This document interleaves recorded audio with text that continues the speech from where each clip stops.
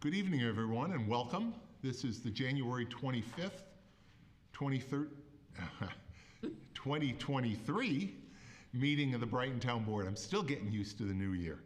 I'm Bill Maley, Brighton Town Supervisor. It's great to see so many of you here tonight. In particular, we have a number of students from Pittsford Sutherland High School. I'm always happy to have students here. And although we didn't talk about this when I was chatting with the students beforehand, but they're a portion of the Pittsford School District, including a portion of the district that sends students to Pittsford Sutherland, is in Brighton.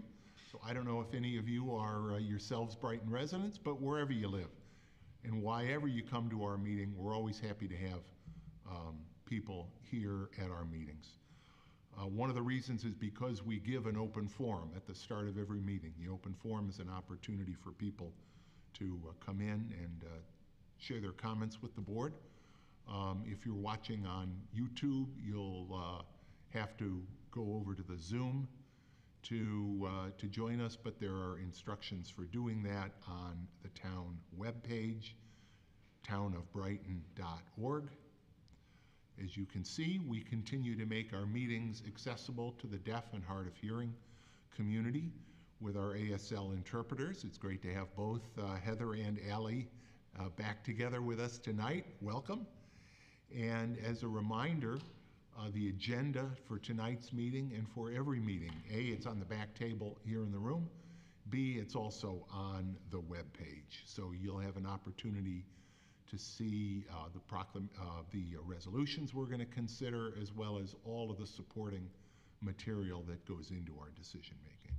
So we'll start the meeting tonight with a pledge to the flag. I'll ask Councilmember Warner to lead us. If you're able to stand, please do so. I pledge allegiance to the flag of the United States of America and to the republic for which it stands, one nation, under God, indivisible, with liberty and justice for all.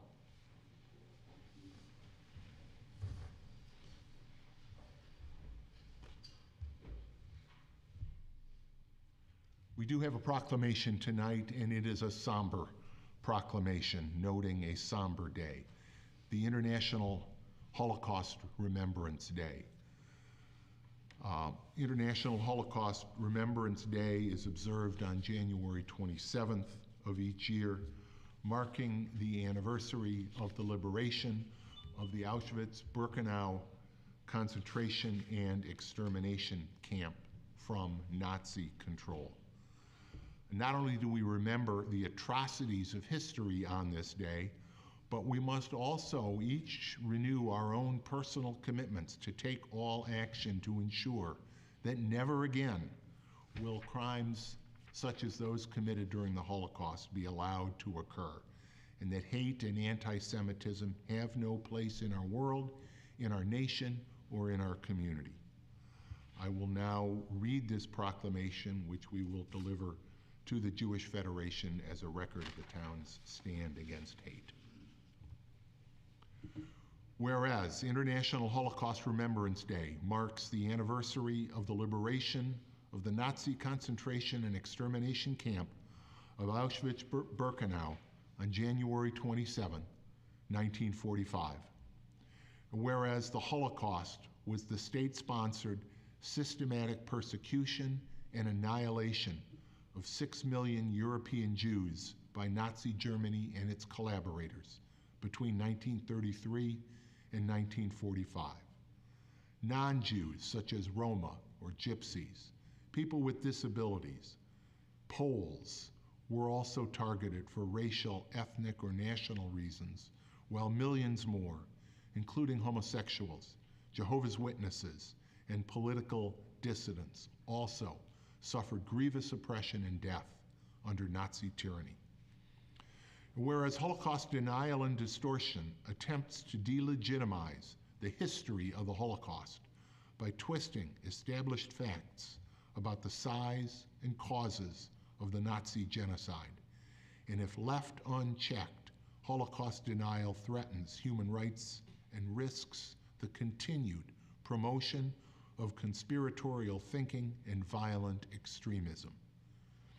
And whereas the theme of this year's Holocaust Remembrance Day is home and belonging, which asks us to reflect upon and learn about the enormity of losing the safety, love, and familiarity of home, and having your sense of belonging and being violently stripped away. Whereas together we bear the responsibility of remembering the Holocaust, educating others about the causes, consequences, and dynamics that enabled such heinous crimes to occur, and of declaring that such crimes must never happen again. Now therefore be it proclaimed that I, William W. Maley, Brighton Town Supervisor, and the members of the Town Council do hereby recognize January 27, 2023 as International Holocaust Remembrance Day in the town of Brighton. And we ask all Brightons to remember and learn the facts of the Holocaust and remain vigilant against hate and persecution. This proclamation is signed today, this 25th day of January 2023. You can see it if you're watching on Zoom, but here is the proclamation that we have all signed.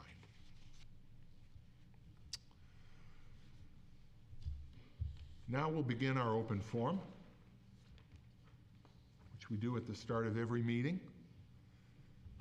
The open forum is an opportunity to address the board concerning any matter relating to the town, whether or not it's an item that's on our agenda tonight. Now, I will say that we do have one public hearing on the agenda concerning the proposed removal of a silver maple tree located adjacent to 342 Meadow Drive. And if you would like to speak to the public hearing on that proposed removal and would like your comments included in the record of that hearing, I would encourage you to wait until I call that hearing in just a couple minutes. If you're here in person and would like to speak during the open forum or when we get to the hearing, simply raise your hand and we'll recognize you. You'll have the opportunity to go to the podium and share your comments.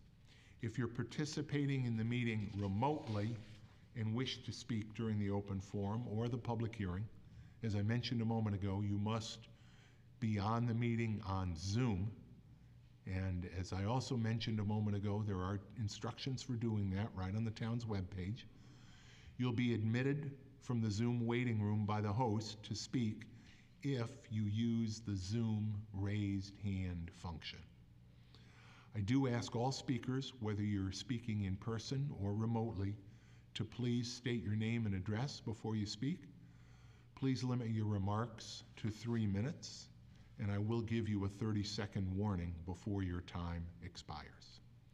We may not be able to answer the questions if you have questions tonight, particularly if your question relates to a matter that's not on our agenda this evening. But our goal here tonight and during the open forum that we hold at every town board meeting is to give you the opportunity to share your thoughts with the board and for us to be able to listen to your words. Therefore, please direct your remarks to the town board and not to the room or to other speakers. Please refrain from personal attacks and from outbursts of any kind during the open forum, out of respect for the speakers and out of respect for the time of everyone here tonight. So with that, we'll begin the open forum. Is there anyone here in the room that would like to address the town board during the open forum?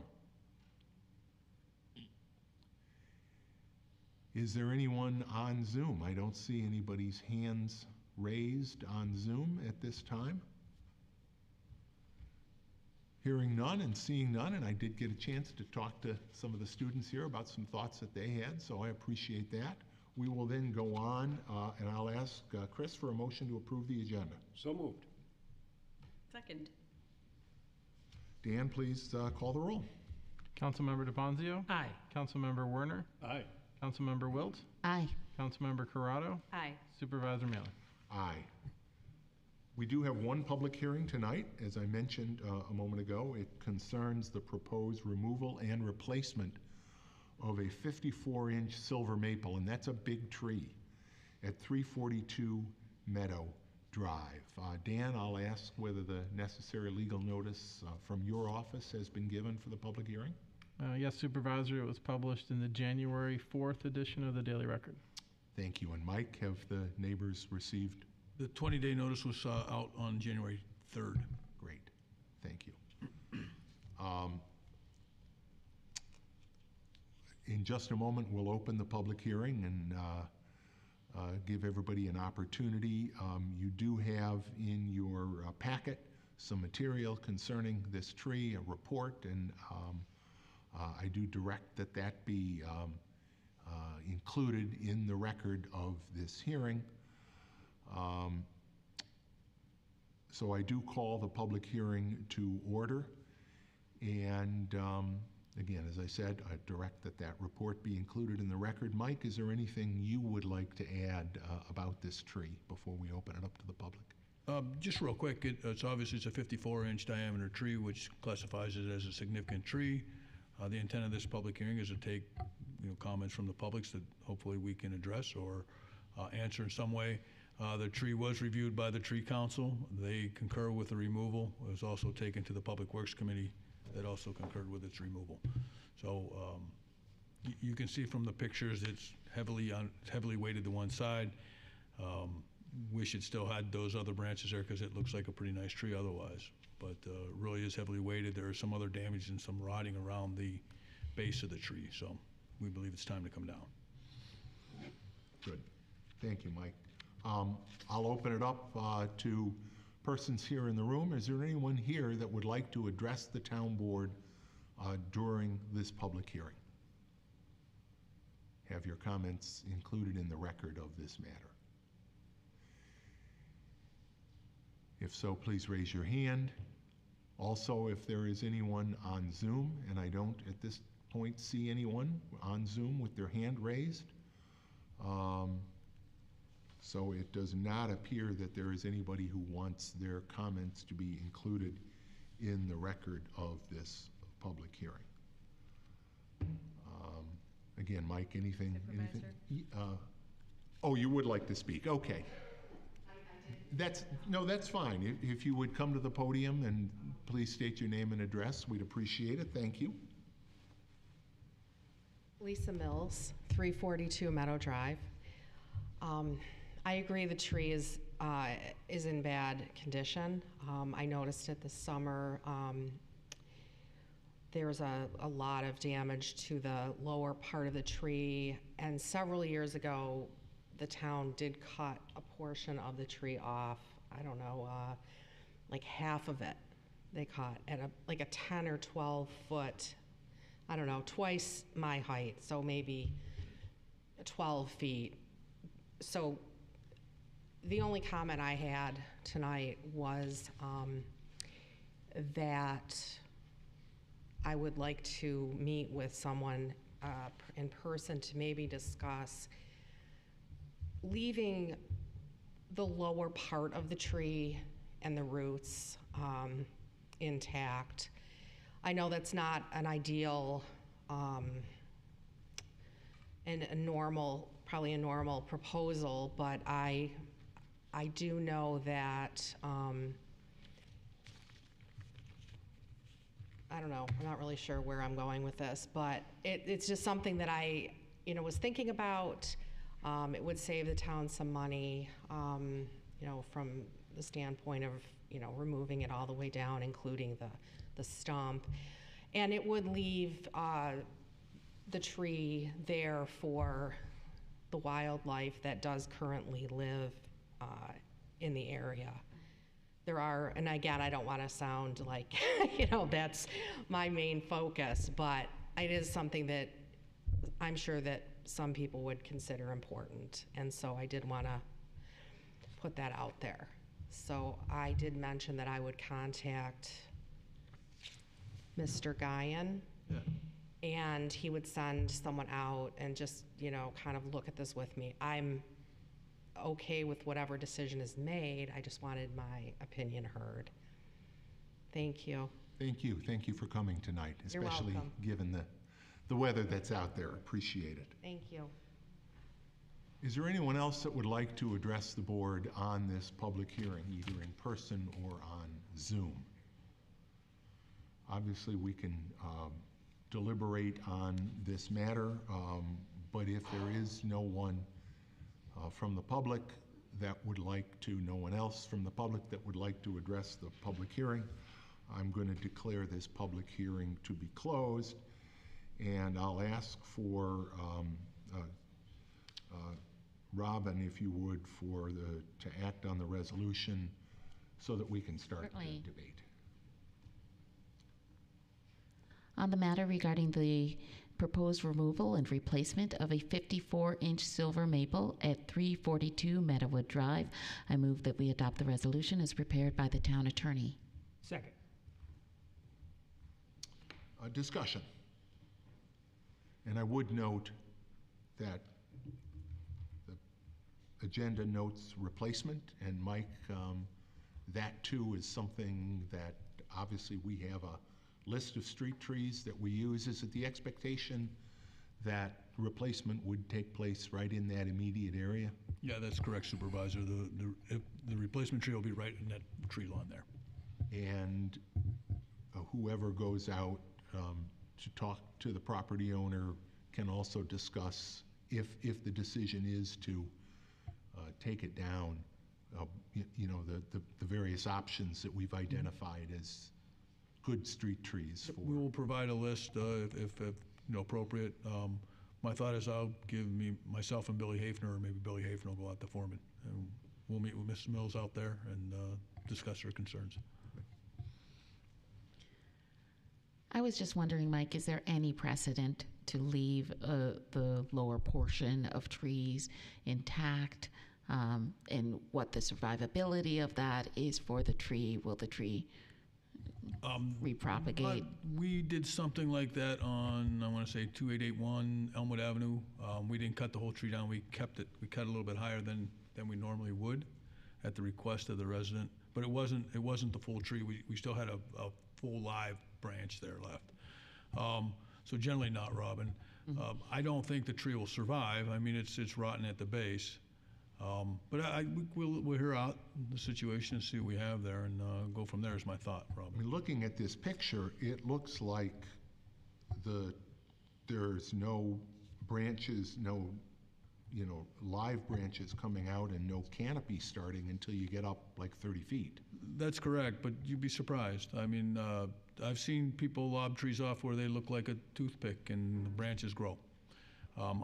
I don't know that that's a good situation. I think eventually that tree will die, obviously. It's got rot in the roots. It's, you know, if you look at the report, it's got decay down low. There's some real issues with it.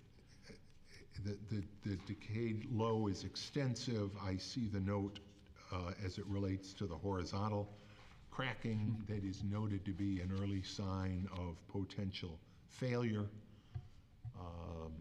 So all of that is certainly, I mean, I love keeping trees when we can. We know we've had terrible problems with silver maple trees all over town. They're beautiful until they aren't. And, Well, and I talked with Ms. Mills, one thing about the silver maples is they tend to break, you know, without warning. right. They're a tough tree. They rot from the inside out. No matter what we do, we're gonna make that tree safe. That's the goal here. We'll make the tree safe. But you know, meeting out in the field and having a discussion, I think that's appropriate. I would like to just point out that the arborist's assessment rates this tree at the highest level of hazard. The failure potential rates a 4 out of 4. The size that's affected is a 4 out of 4, and the target rating, which considers how frequently people are around it, occasionally, intermittently, frequently, is a 4 out of 4. And given that we don't replace any tree that we take down with another silver maple, I have concerns about encouraging a silver maple to come back to life, no matter how beautiful they can be, and no matter how many, you know, how much environmental value it may provide to wildlife. But to go against the professional's opinion on the safety of the tree, and to almost make a decision that is counter to our tree replacement standards.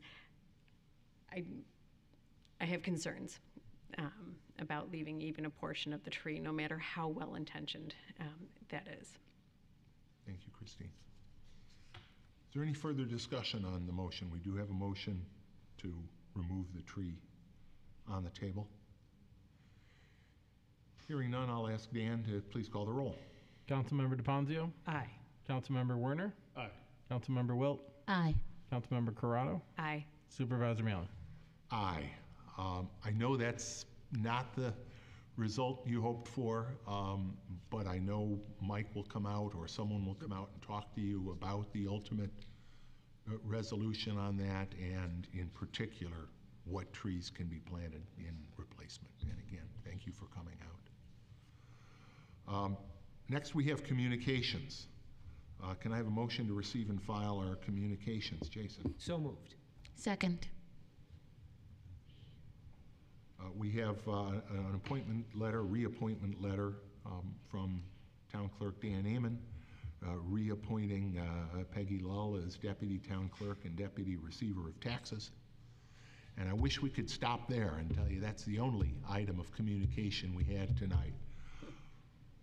But we have one more letter here, and these are always they don't even rise to bittersweet because, I mean, for you maybe, Mike, it's a little sweet. For us, it's hard.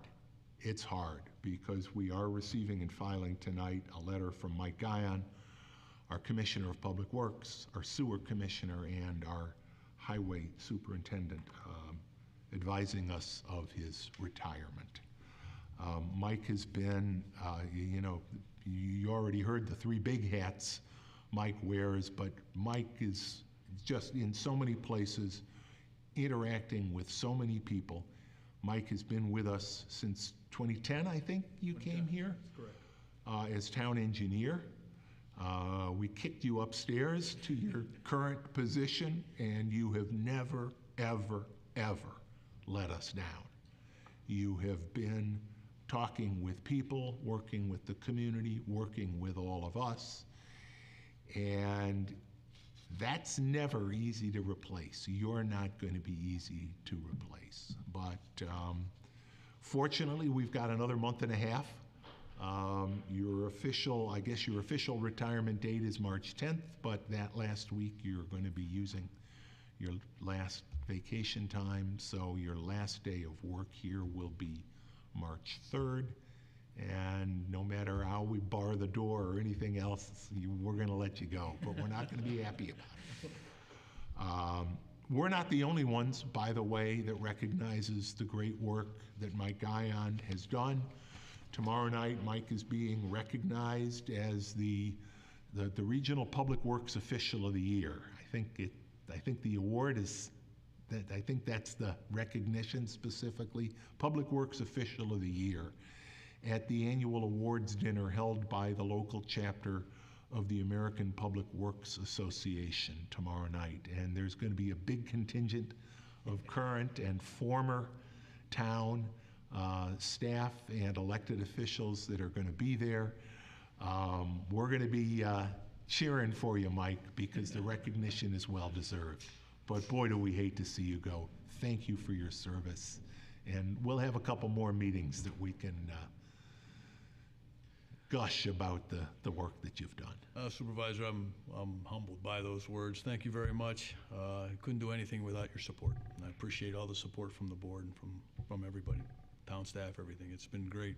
It continues to be great. It's just that time. Thank you very, very much. And we will. We'll have a couple more meetings to send our hearts and flowers because you've really been exceptional. Thank you. We're going to miss you very, very much. Moving on to committee reports. We have to vote on receiving and filing those. Dan, if you would please call the roll on the motion to receive and file those communications. Councilmember DePonzio, Aye. Councilmember Werner, With respect to the Peggy Lull communication, I vote aye. With respect to the Mike Guyon. Aye. Councilmember Wilt, Aye. Councilmember Corrado, Very reluctantly for 50% of it. Aye. Supervisor Mealy. Boy, what they said, but aye. Committee reports. Community Services Committee, Robin? Thank you, Bill. The Community Services Committee met last Wednesday, January 18th. We did receive and file written reports from our staff for the committee. Among the items that we discussed were, under continuing business, park issues. Our parks are now winterized with restrooms closed for the season. The Parks Department is busy setting up 2023 service contracts, soliciting bids, and finalizing various equipment and supply requests. As parks maintenance and facility demands continue to grow, the department has started to take a closer look at existing park maintenance procedures to ensure their efficiency and sustainability. Staff is working to reevaluate maintenance standards for all parks and other properties maintained by the Parks Department to ensure that community needs continue to be met. Well into the winter season, staff remain busy with park and facility maintenance, especially on trails, with daily maintenance shifts occurring. Carmen Clark Lodge is scheduled to be closed for a week in February to complete some extensive maintenance repair projects. In addition, Buckland Park Lodge is scheduled to be closed for a week in March to create the time to do some more extensive repairs as well. These include plumbing repairs and sink and counter replacements. Considering the high demand for rentals, we ask for the patience of the public as we temporarily close these facilities to complete more extensive maintenance projects and enhance the overall enjoyment of these facilities. 2023 field use policies and procedures will be sent to all groups who utilize Town of Brighton fields at the end of January. An update to our recreation programming. Winter-spring program registration is ongoing, and the department has been very busy hosting programs that have returned to full strength in attendance since COVID. There are multiple new program offerings as well that are so far very well received. The Recreation Department recently attended the Brighton Central School District New Family Open House and talked to many families new to the Brighton Central School District to ensure that they are aware of all the recreational offerings that are available. The department is working with the Friends of the Brickyard Trail to present a Brickyard Trail art exhibition for the first 2 weekends in February. This event will be hosted at the historic Buckland Farmhouse and will be the first art installation in the house to take advantage of the new hanging system that was installed there. New equipment was purchased with a donation from 12 Corners Presbyterian Church to support preschool programs for the department. The first preschool open gym program was very successful, and there are 17 families signed up to come and play with us each week. Summer program and camp planning is underway for the 2023 programmatic year as well. An update to our Winter Farmers Market project. The work has begun on the next and final phase of the project. Construction fencing has been installed around the perimeter, so access is limited to ensure safety. Given our unseasonably warmer weather, except for today, foundation work began this season. Town crews continue to make progress on the site work as time and weather permits. An update to our Inclusion, Diversity, and Equity Advisory Board. Heading into the new year, the IDEA Board has welcomed new leadership as Mark Kikanovich was welcomed as chair and Amy Shee was welcomed as recorder for the board. We thank outgoing co-chairs Sarah Johnstone and Dr. Rashid Mohammed for their committed service. And Dr. Mohammed remains on the board. The town of Brighton hosted its inaugural Martin Luther King Jr. Day celebration, featuring a performance by the inimitable Garth Fagan Dance Company, music selections, and readings by historian and longtime resident William Scott, whose wife, Ruth Scott, served faithfully on the Brighton Memorial Library Foundation Board for many years, and a Keeper of the Dream recognition awarded to Brighton's own IDEA Board outgoing co-chair, Dr. Rashid Mohammed. The event was very well attended by state, county, and local elected officials, including all current members of the town board, as well as by a surfeit of community members. The Idea Board will be soliciting new membership over the next few months. Plans are underway for Black History Month celebrations in late February, and the next Town of Brighton internal staff workshop will take place on Monday, February 13th, and we will review the idea plan in that session. An update to our clean energy community and priority actions and sustainability funds. With the help of a potential gift from the Brighton Rotary, the Sustainability Oversight Committee will be working with the community to replace grasses within the Monroe Avenue GIGP, Green Infrastructure Grant Program area, to enhance the pollinator habitat and reduce the greenhouse gas emissions to maintain the area. The town is awaiting word on its application status for grant funding to install additional EV stations as well. An update to our Urban Leaf of Rochester, ESL, Town of Brighton, first-time home buyers program. A meeting has been scheduled with ESL in March to begin studies to develop a program to enhance the accessibility of Brighton's housing market to first-time home buyers. I just want to again list our upcoming events with the Community Services Committee. The Friends of the Brick, as I said, will be a Brickyard Trail art exhibit. The Friends of the Brickyard Trail and the Town of Brighton are co-sponsors of an art exhibit to celebrate the Brickyard Trail and the Sandra Frankel Nature Park. This event will be free to the public and open to the public. Kickoff remarks will take place at noon on February 4th. For more information, you can contact Peggy Dempsey at friendsofthebrickyardtrail@gmail.com or Rebecca Cotter at rebecca.cotter@townofbrighton.org. The event will take place at the historic Buckland Farmhouse, 1341 Westfall Road, on Saturdays and Sundays, February 4th, 5th, 11th, and 12th, from 10 a.m. to 3 p.m. We also have our upcoming Drug Enforcement Agency National Pharmaceutical Take-Back event that will occur at the Brighton Town Hall Public Safety Wing here at 2300 Elmwood Avenue on Saturday, April 22nd, and the time is 10 a.m. to 2 p.m. Our Brighton Annual Clean Sweep event will occur at Brighton Town Hall, 2300 Elmwood Avenue on Saturday, May 13th from 9 a.m. to 2 p.m. And our semi-annual Electronics Recycling and Secure Document Shredding event will take place at the Brighton Highway Department parking lot, 1941 Elmwood Avenue on Sunday, May 21st from 9 a.m. to 12 noon. The next meeting of the Community Services Committee will be on Wednesday, February 15th, 2023 at 9:30 a.m. at the Brookside Recreation Center. We do ask that the public enters through the Winton Road entrance. And as usual, members of the public are welcome and invited to attend. That's all I have. Thanks, Robin. Next is the Finance Committee. Jason? Yes, the Finance Committee met last Wednesday, January 18th, and each of the items that were discussed in committee appear on tonight's agenda. We did have two extended discussion items.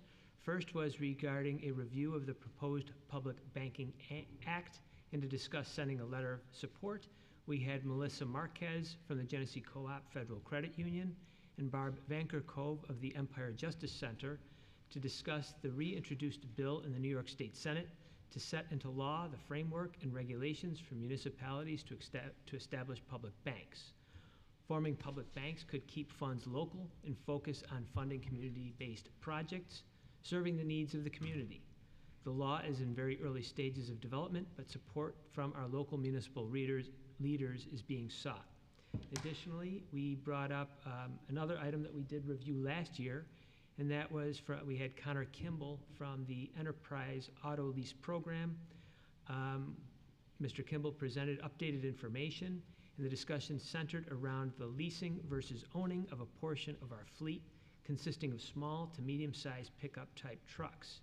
The discussion touched the advantages of keeping our fleet age newer and the flexibility of this type of program. Connor will attend the next FASC meeting on February 1st to review further options. And as I just said, the next meeting of the Finance and Administrative Services Committee will be on Wednesday, February 1st.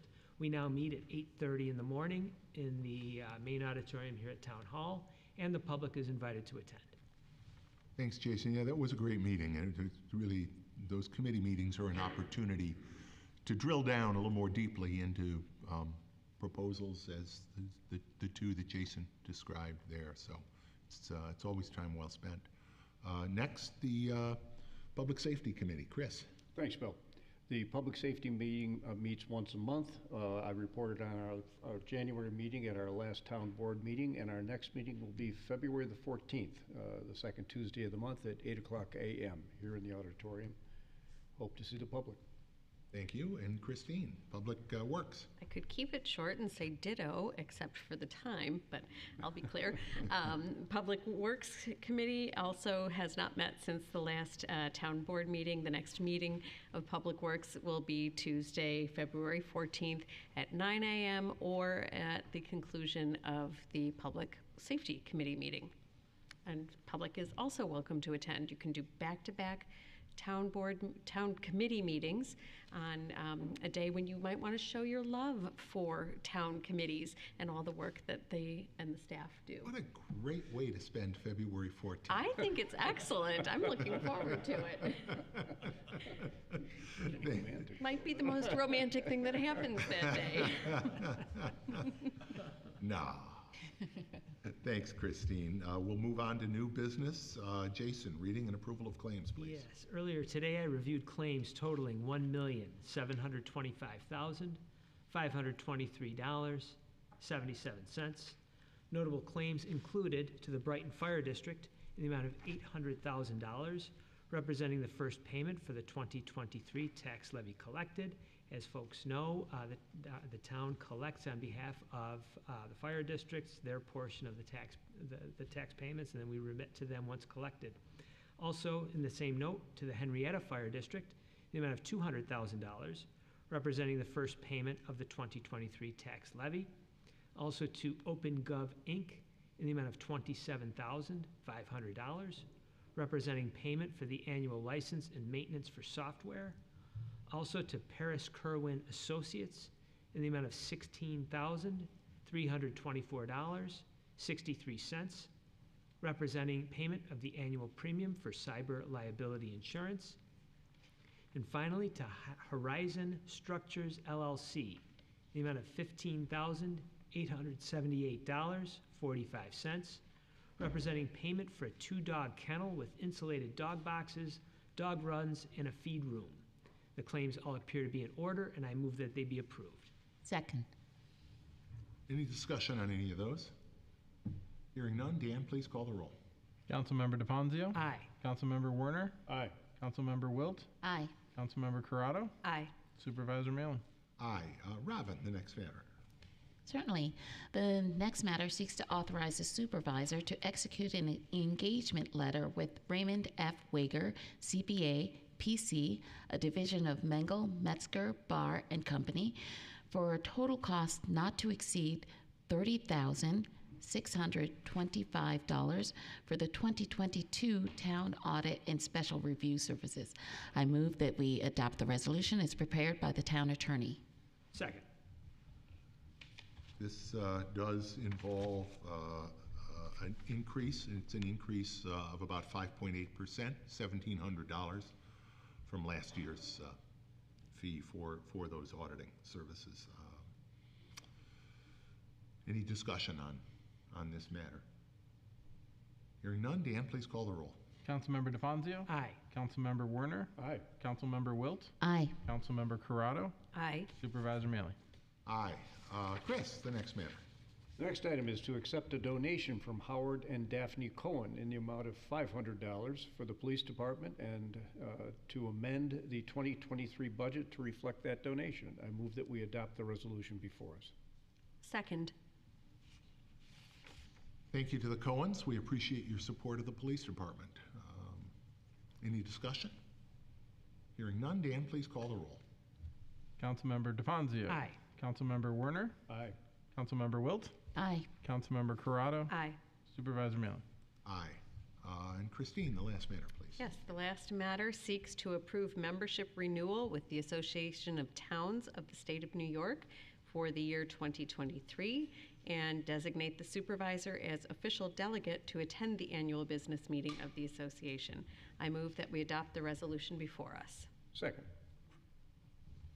The Association of Towns is a statewide organization representing well over 900 towns in the state of New York, the smallest of which have fewer than 100 people, the largest of which, Hempstead, down on Long Island, is larger than Buffalo, Rochester, and Syracuse put together. It has nearly 800,000 people. So the association is a great resource, particularly with regards to their legal services on an ongoing basis, but we also benefit greatly from educational training programs that the AOT offers, in particular at their annual meeting, which I'm really excited is going back to a live session down in New York City President's Day weekend, so about a month from now, and that's a great learning session.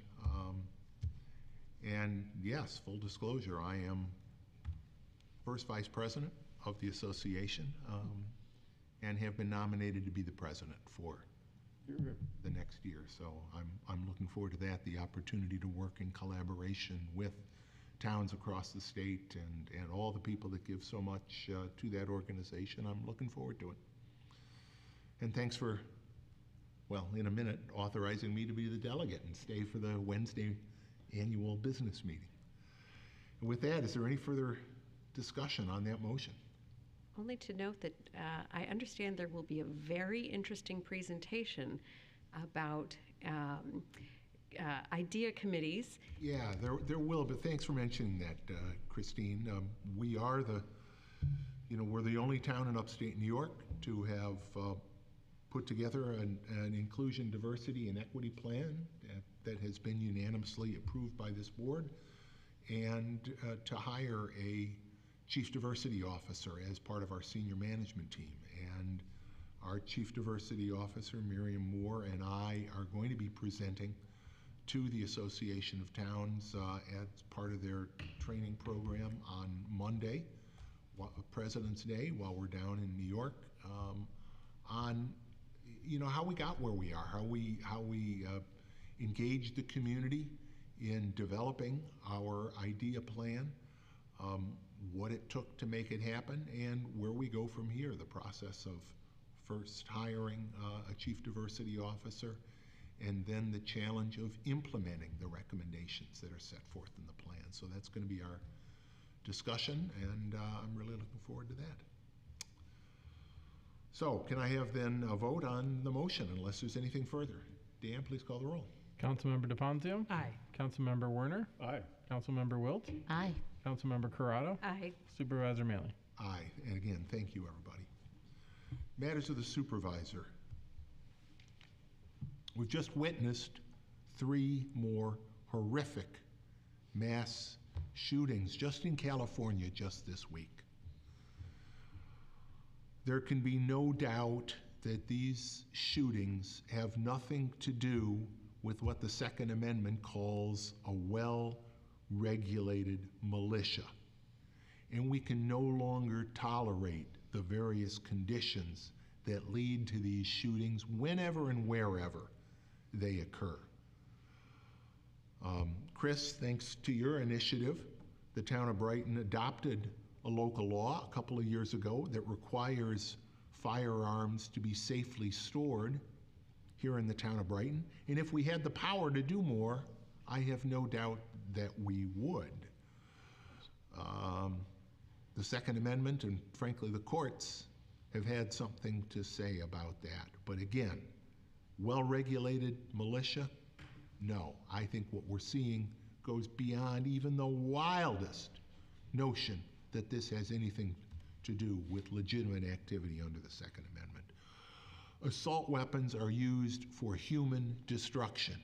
They have no legitimate purpose.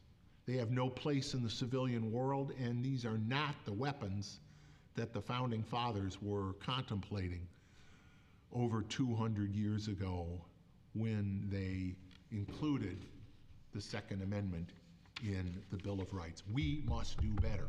This can't go on. Changing gears.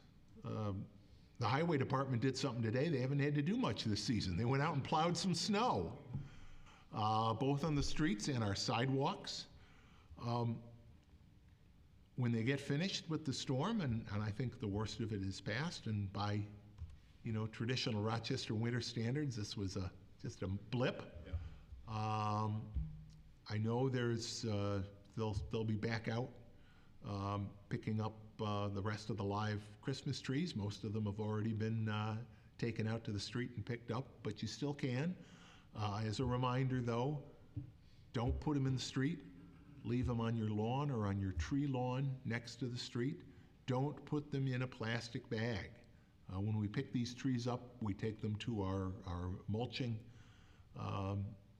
facility up on Browncroft, and they are mulched along with the branches, garden debris, and the like that go up there at other times of the year. So still got a little bit of time, but not much. They'll be picking those up. Robin talked a little bit about, in talking about our upcoming events, as we celebrate Black History Month in February, and of course we will be making that presentation on our idea plan during Black History Month, but our Chief Diversity Officer, Miriam Moore, has organized and worked in particular with the library and the Idea Board in organizing a variety of events to make sure to help us all learn Black history and its significance as American history, because Black history is American history. The month is going to start with what I'm sure is going to be a great book sandwiched in noontime event at the Brighton Memorial Library. Thomas Warfield, senior lecturer in dance at RIT and NTID, will be reviewing the book The Violin Conspiracy, which chronicles the story of a Black classical musician and the theft of his Stradivarius violin. Sounds very interesting as an old cellist myself, and Thomas is a good friend, and I'm looking forward to that. There'll be a number of other events, including a book sandwiched in noontime presentation also by Miriam, our Chief Diversity Officer. We'll be announcing the full calendar of Black History Month events shortly. And pages are sticking together here. I think that's all that I have. Under matters of the supervisor, matters of the town attorney. Ken? I don't have anything this evening, thank you. Matters of the clerk. Dan? Nothing this evening. Matters of the town board. Nothing this evening. Then can I have a motion to adjourn? So moved. Second. Before we vote, I want to thank our ASL interpreters, Heather and Allie. You always do a great job, and we appreciate the service you provide to the community. Dan, if you would call the roll on the motion to adjourn. Councilmember DeFazio? Aye. Councilmember Werner? Aye. Councilmember Wilt? Aye. Councilmember Corrado? Aye. Supervisor Maley? Aye. Thank you, everybody, for being here tonight. Our next meeting will be February 8th at 7 p.m. right here in this room. Have a great evening, everybody. Drive home safely.